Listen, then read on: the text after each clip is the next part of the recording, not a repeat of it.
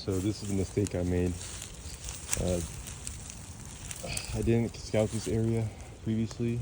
I'm just relying on something someone else had shown a picture of. So I did find a leaf in this area, and there's another one over here. So I'm curious if they were here or if this is just leaves that have blown in from somewhere else. I'm not seeing any residual plant matter or leaves besides these. I don't see any living plants. So even after a light frost, I think those plants, or the arrowhead plant or wapato, go away. So if you're looking for the same species, I would consider scouting before the first frost in wetland areas.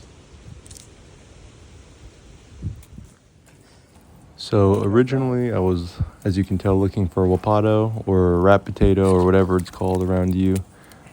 I did not find said forage good. Instead, I ended up finding Hopniss on accident, randomly. Didn't even see any residual plant vines or anything from that plant. But if you look closely, you'll see I'm finding these little tubers attached like a chain. And I was really surprised. I really appreciate that because I never really see them around me.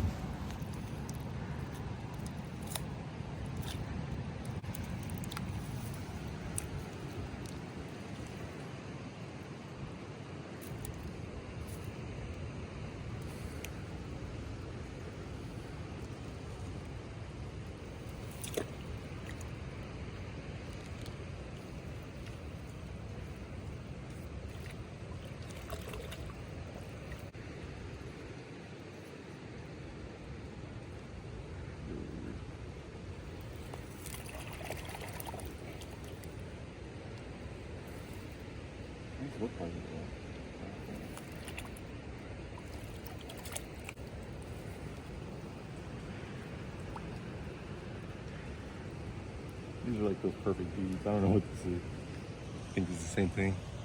So I think I found another Hopniss. It's hard to tell. I'll clean them up when I get home. But they're connected by beads, so I don't know any other plant that does that in a wetland type setting. So Hopniss.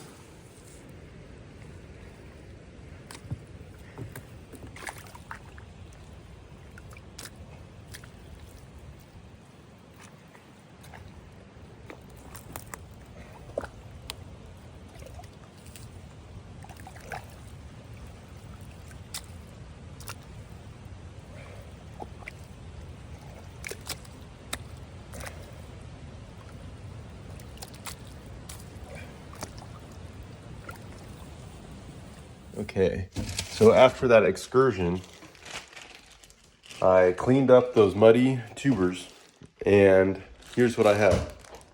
What is it? It is American groundnut, Apios americana, also known as Hopniss. It's the Native American name. You find those in that same type of landscape that you normally see. It is the edge of wetlands, wet areas, rivers, streams, and please ignore the dry skin on my nose. I was actually sick the day after I recorded that video, so this is the remnants of me blowing my nose a million times. But, so these are a perennial legume. These are the tubers that they make.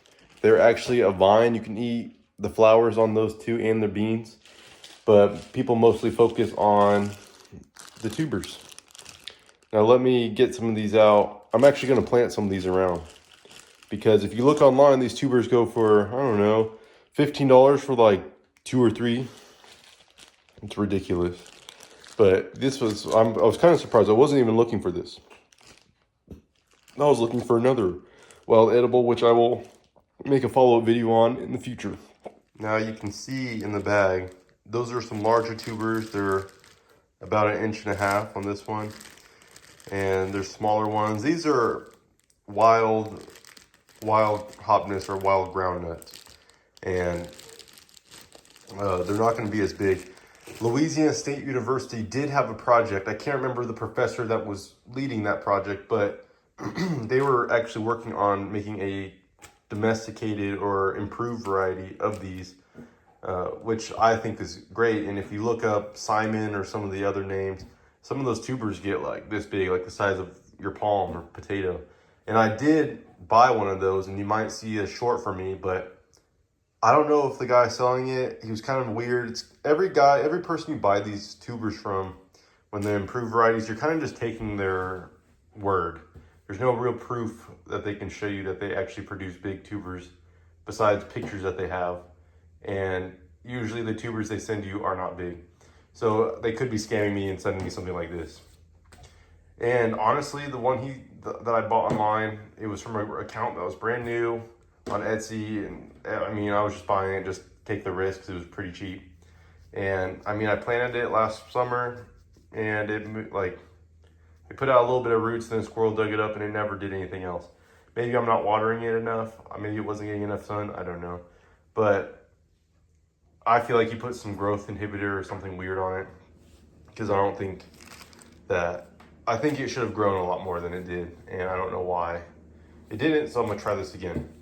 And I looked into it, and a lot of people hesitate to plant these because they run into the same issue. And what issue is that, may you ask? It's that if you plant sunchokes or Jerusalem artichokes, these plants reproduce with tubers underground. And underneath, they'll spread out 15 feet, you know, and they'll pop up, and now you have a new weed, which to me, that's a beneficial weed. And it does a lot for the ecosystem. It feeds pollinators, all that, and it's free food. But if you have a garden, you're growing, let's say, tomatoes, and it's going to start competing. But in my opinion, those are relatively easy to control, because in the spring, when they shoot up new little, where the new tubers are, they'll shoot up a little vegetative shoot, and you can pull those out, and then they don't come back. So to me, that's easy. You just got to watch them in the spring and dig them up. And I'm betting you it's the same way like this. Like, it's not going to be like bindweed where you're pulling it and it's 20 feet away. Given, yeah, you'll probably have to keep pulling it for a couple of years, but it's not like bindweed. It's still a native plant that can definitely get out competed. It's not like bindweed. But the same thing probably goes for these Hopniss, and they encourage you to plant them in pots. And I planted the cultivar that I ordered in a pot, and it hasn't done anything. So I'm thinking that I'm going to plant these in with my Jerusalem artichokes, because then you dig both up, and then the Jerusalem artichokes grow to be about, depending on where you have them in the soil, they can be about 5 feet to like 6 feet. And these Hopniss or groundnuts grow to be a vine, and they'll climb up that, and it's kind of a little niche. So you got a legume with a tuber, and they both produce tubers, and to me, it's just worth it. So I might try that in one of my pots with Jerusalem artichoke. Also, we'll have to water a little heavier, but give that some food for thought. And at that point, all you really need is maybe a ground cover. I don't know what else you would need, but another herbaceous layer to kind of fill out some more niches. But I think I think it's a great plant. And I will say that there is some things to consider when you eat these. I know some people are sensitive. There's a lot of latex in them because they can't freeze, which makes sense because they live in water. If your water's constantly freezing and thawing, your tuber's got to be immune to that somehow. And their method of doing that is to have a high percentage of latex, and it just prevents it from freezing. So some people are going to be sensitive to that. If you have a latex allergy, I definitely wouldn't eat these. Might want to grow them as more of an ornamental. I know there's another type of either undigestible sugar or something in the plant, and some people are sensitive to that. They advise you not to eat. Some people advise you not to eat the skin, and you need to bake it for at least 30 minutes because there's something that some people have an intolerance with, and it can make them either have nausea or bloating or even diarrhea. So look into that if you're concerned with that. I'm willing to try it, and if I have a bad reaction, I don't know. It's still worth it having it near me as an emergency food.